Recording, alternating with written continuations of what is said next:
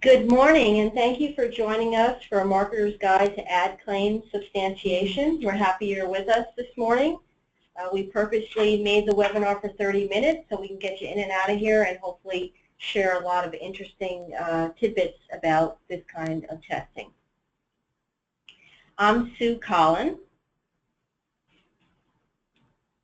And I'm Lisa Cooper. And we've both been doing testing to substantiate claims for many years. Today we're going to share a number of different things with you. First, talking about how to choose the best claim for your brand, the different types of consumer claims, and there are many, the ins and outs, so we'll get a little bit into the details, and then what happens when a claim is challenged. And we'll probably be talking about a number of these different things throughout the various slides. Now please type in questions if you have any. We'll try and answer during our short time. If not, we'll be happy to get back to you. So to start, what is an ad claim? Well, it's either a direct or implied promise. Sometimes it's verbal, sometimes it's visual, and often it's both when it's an ad, a print ad, or TV commercial. And marketers are using claims for many reasons. It can be to create news in the marketplace, particularly with the crowded landscape these days. It could be to bootstrap yourself up for a level playing field versus the market leader. And perhaps you need to better communicate a relative value that you have that's not being effectively communicated today. It could be having more chocolate or more real chocolate. So we like to say that it takes a village, and what we mean by that is that all parties really need to be involved at the get-go to figure out what claims fit the brand strategy. And you might be having a very large discussion about this with your teammates. Is the claim relevant to consumers? You might need to do some work prior to figure out what's the most compelling claim. And can you make the claim from a legal regulatory perspective? And this is why Lisa and I like to say that the village includes, first and foremost, your legal department.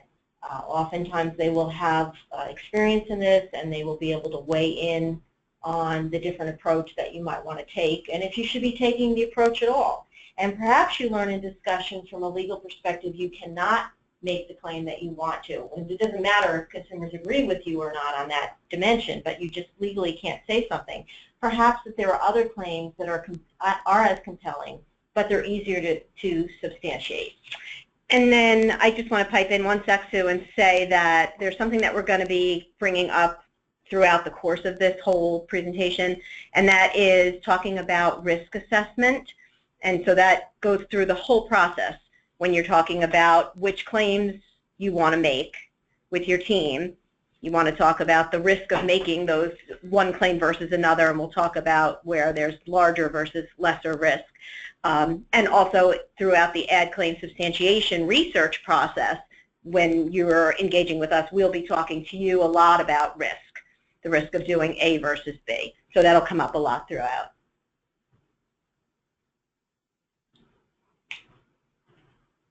Now what we'd like to do is take you through in some detail the various claims, and we just have little icons here to represent, starting with good, better, best, comparative types of claims, non-comparative claims like they're the greatest, market performance claims, #1 bestseller, or scientific claims. And different types of claims require different types of research, and Lisa's going to get into the details about that now. Thanks, Sue. Okay, so I'm going to start by talking about comparative claims, and there are several types of those, but the first and probably very something you see quite often is the superiority versus competition claim. There is a lot of thought that this is a very compelling type of claim to consumers. And again, we're going to talk about that risk right now. So yes, it's probably one of the more compelling claims you can make. It's also one of the claims that is most likely to be challenged by someone, the competitor or competitors that you're making the claim against. So you're arguably trying to take market share from someone, and they are not going to like that. You've poked the bear, and the chances that you're going to get challenged are are great. However, if you can have solid substantiation of the claim, then there's no reason not to make that claim. However, Lisa, you might have a reason to make the claim, and maybe you can win on the claim. But if you do that, you might be poking the bear in an unintended way. Here's an example. What if you have a kid's drink and you're sweeter, so you're pretty sure you're going to win on kids liking it better or preferring it? That's great, except maybe you're sweeter because you have more sugar, right? More juice, more sugar, and that's going to give some ammunition, if you will, to the competitor to start advertising that you have too much sugar. You have to really think about all the risk and all the unintended consequences. Great. Yeah, so these are some of the conversations that we have day in and day out with folks. Before we even get to, our job arguably is to design research to substantiate claims, but what we bring to the table before that ever happens is discussions like these about the risks of making one claim versus another. So sticking with comparative claims, another type of claim is what we call a parity or equality, and there are several different variations of this. So the first thing is an identical claim. You can't tell the difference between our orange juice and fresh squeezed. That's a tough claim to substantiate. Arguably, again, it's compelling, but it might not be very easy to substantiate. You might even have to do multiple tests to substantiate it, a superiority test as well as a discrimination test. Next in line is what we call a generally similar claim. So tastes like fresh brewed. We're saying that we taste like fresh brewed. We're not saying that we taste just like fresh brewed. So that's a really good example, simple, easy way to show that just one word can totally change the implications of what you need to do to substantiate a claim. I can say tastes like fresh brewed, and it is a generally similar claim, not as hard to substantiate as an identical claim. And finally, equally acceptable, which is we taste as good as. So you might use this type of claim if you're the #2 brand in the category, or if you're a comparable brand but you're less expensive. So we're less expensive but you can't tell the difference in terms of taste. Private label brands often use these types of claims against a branded competitor. So those are the comparative claims when you're saying something versus someone else. You can also make a comparative claim versus yourself. So new and improved taste is still considered comparative. The research that has to be done to substantiate this claim is a comparative test, but you're comparing versus yourself. So in that whole risk assessment paradigm, clearly you're not poking any bears here. You're just saying that we've improved ourselves. So arguably your competitors may be less likely to challenge you. Doesn't mean that they won't, but they're less likely. There might, again, Sue was talking about unintended consequences, there might be some unintended consequences to making a claim like this. For instance, sometimes consumers don't like it when you change their brand, right? They've bought this brand for a long time. They like it. Now they think, why are they changing it? Or they may question, oh, if you're telling me that you improved the taste, what have I been buying and liking all along? So they might feel duped. So all of this kind of goes to the value of doing some kind of consumer-based learning before you choose a claim. You decide what claim to make. You want to make sure that the claim is compelling and doesn't have any of these potential negatives associated with it. So those are the comparative claims. We now have non-comparative claims, which also are substantiated via consumer research. And a non-comparative claim generally is an assertion that you have a particular attribute. So a creamy texture, a rich filling. If we could speak to each other, if I could hear you, I would say, does anybody know which of these 4 claims, however, is not really a non-comparative claim? On the basis, at first glance, it looks like it might be. However, fresh brewed taste arguably is not a non-comparative claim because you are indirectly comparing your taste to fresh brewed. So in fact, again, just kind of to point out the little intricacies and the types of things that you need to think about when you're wording your claims.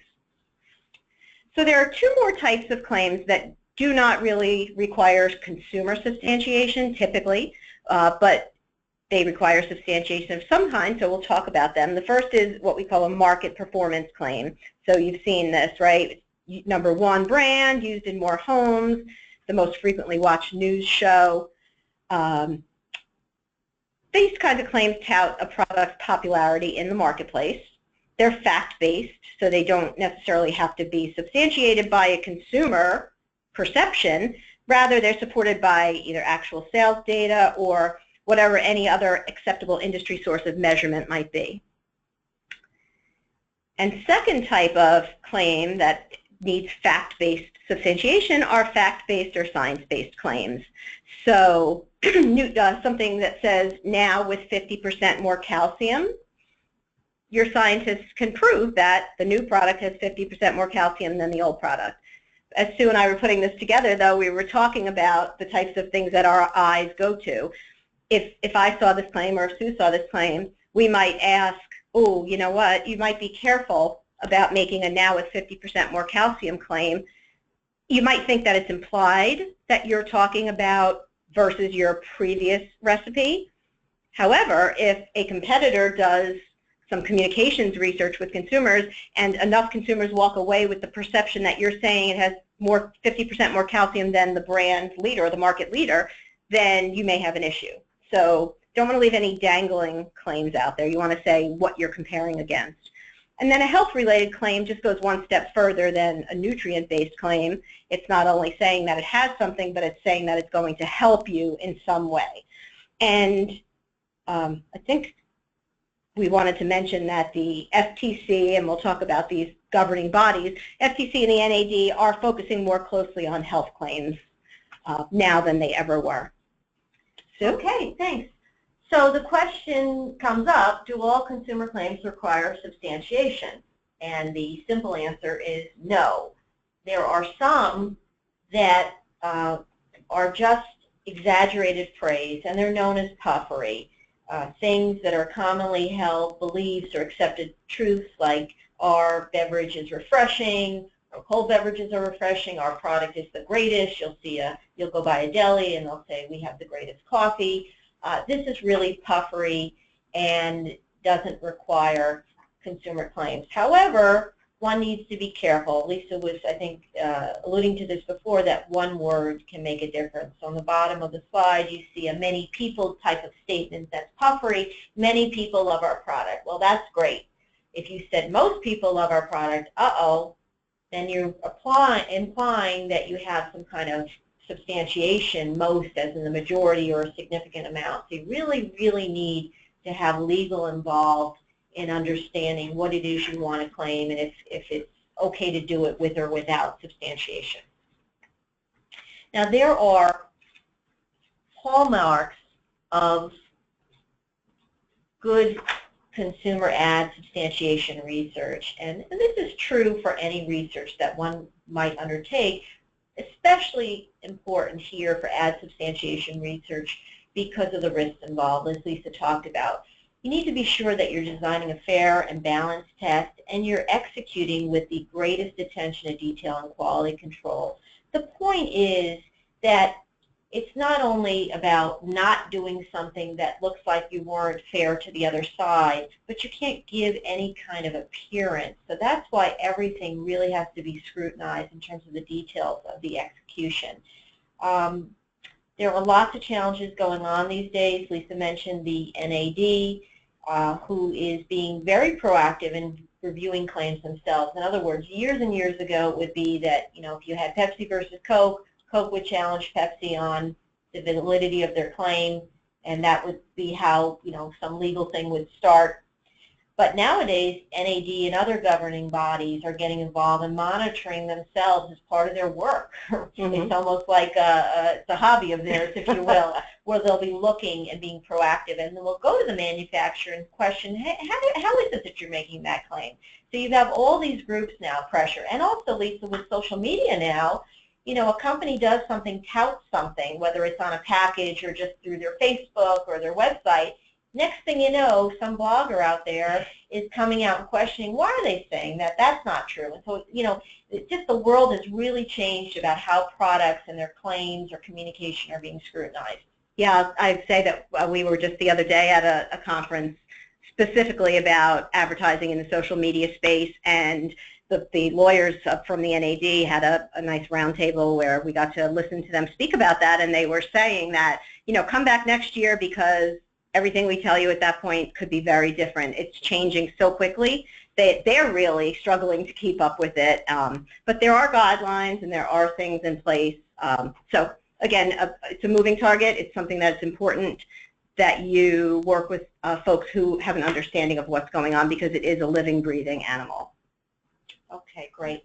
So we like to call claims testing the simplest, most complicated research you'll ever design.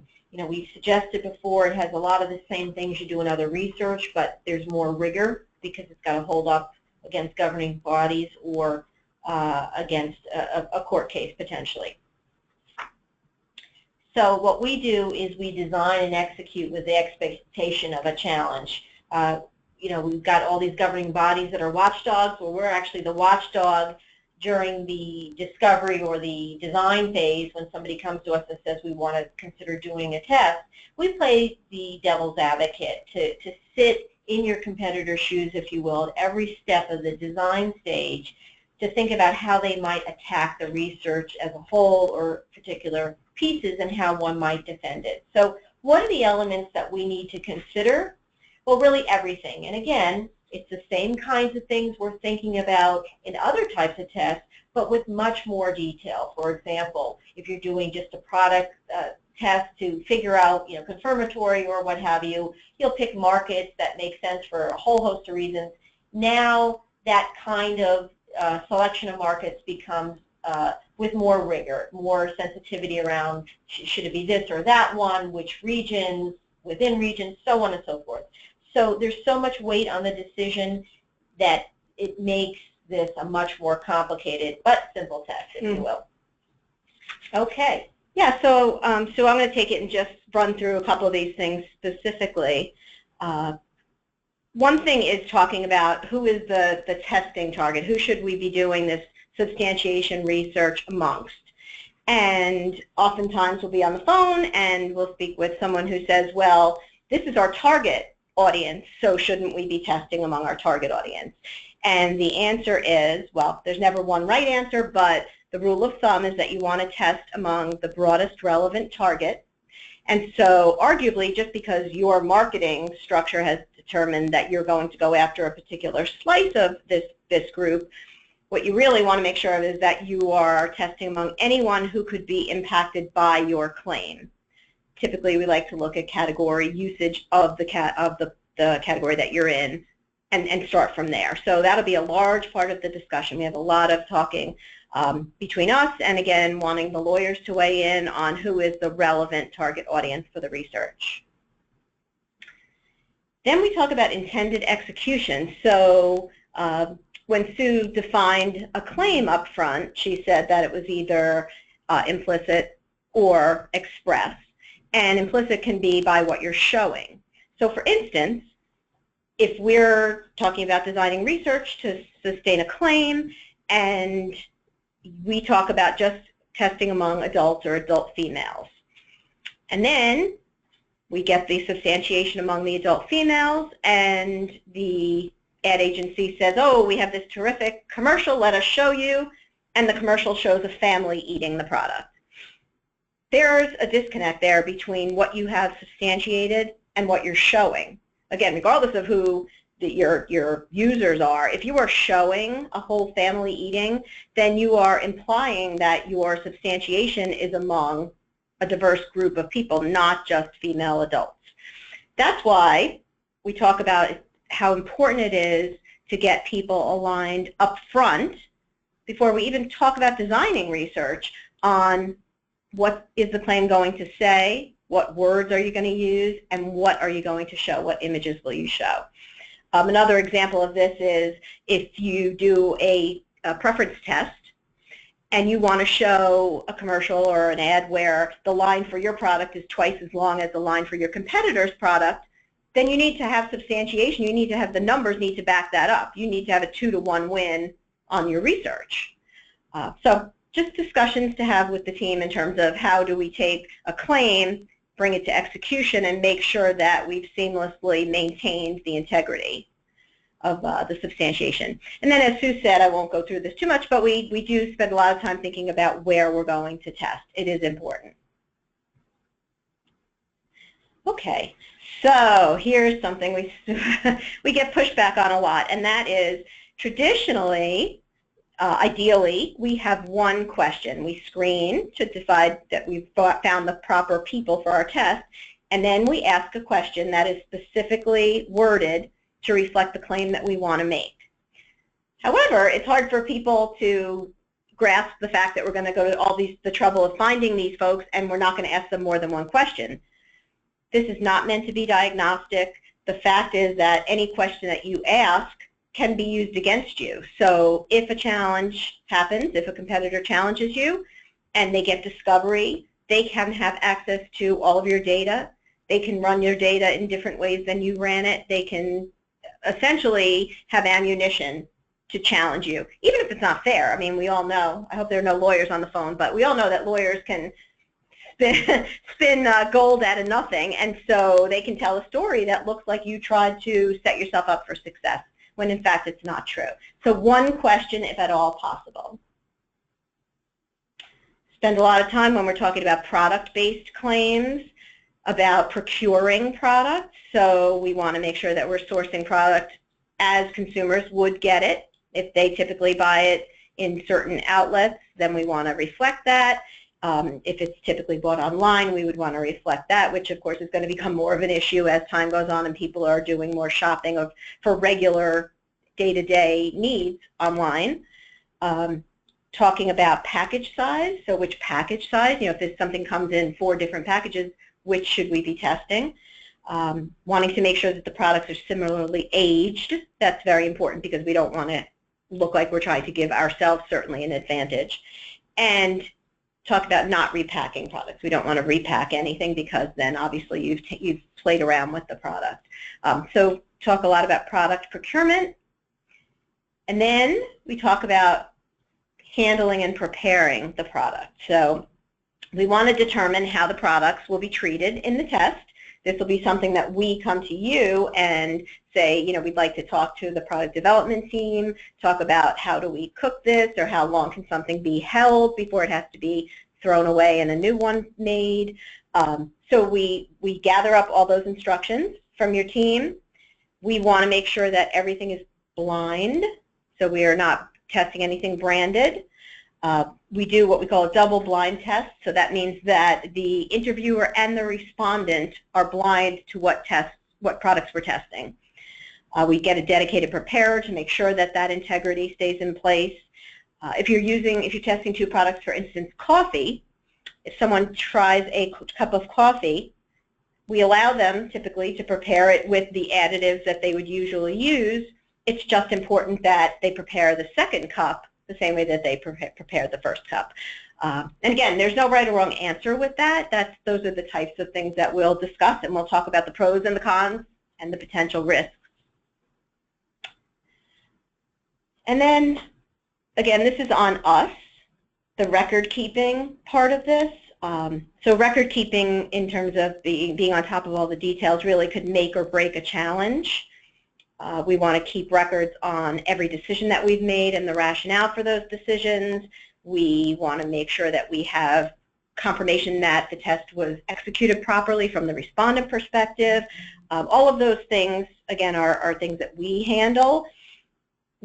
There's a little bit of a back and forth nowadays about what to put in writing between us and you, the client. If there was nothing in email, it would probably look suspect in this day and age because everyone communicates via email. So if it went to challenge and if someone got discovery, we wouldn't want to have no email correspondence. That would look silly. However, if we come upon an issue, say we're having an issue with the field work, I would always call you first. Sue would give you a call. We would talk through the issue, and then we might send you a follow-up email as if we had never spoken, saying, and presenting it in a light that's been thought out. So a lot about communication and record keeping. We just try to keep it as clean as possible. All right. And quickly just go through when a claim is challenged. So there are lots of different bodies that have an interest in this. The networks have their own sets of standards. The NAD, which is actually it stands for the National Advertising Division of the Better Business Bureau, and that is an industry-accepted arbiter. So many advertisers, most advertisers, I would say, bring their claims, their challenges to the NAD first. However, you do have the option of going to the courts, and the FTC works hand in hand with both of those bodies. And then there's something called the ASTM, which is the American Society for Testing Materials, and they're not so much a governing body as they are a group who has set out standards for testing. And so when we are designing research or looking at how to analyze the results, we use the ASTM as a guideline. So we're just about to wrap up, and we'd like to leave you with some final words about stopping and think. Just the other day, I received a call. Someone was interested in doing a claims test. They said they already started on the questionnaire of 20 questions, and they already knew who the sample was. And the first question I asked was, what kind of team involvement and buy-in did they have from legal? And they hadn't talked to legal yet. So I tried to convince them to stop and really think about where they're going, get buy-in and approval. Share on a need-to-know basis, as Lisa talked about, as much as possible, verbal over written. And finally, we've said throughout, quality, design, and execution are more important than ever. So we hope we've given you some things to think about if you're going to start working on a claim substantiation test. We just have a couple more minutes. I know we've covered a lot of ground. There's more information that we'd be happy to send you. In fact, we've just published some ebooks. And if you send us an email, we'll be happy to forward those on for those who haven't received them yet. We're also going to be doing a blog soon on advertising regarding social media. Very important. We alluded to that as well. And finally, we're going to be at Quirk's event this year in Brooklyn for our third year as a silver sponsor, and we hope to see you there on March 21st and 22nd. We have a booth, and we'd love to talk to you about this or other things. And that wraps it up. We're right at 11:30. So thank you very much. Yeah, that's great. Actually, Sue, we have a couple of questions on the board, but I think probably what we're going to do is talk to those folks. We are right at 11:30, and we want to be respectful of everyone's time. So we will get back to the folks who had the questions, and if appropriate, we can certainly share the answers with everyone. Great. Thank you so much. Thank you, everyone.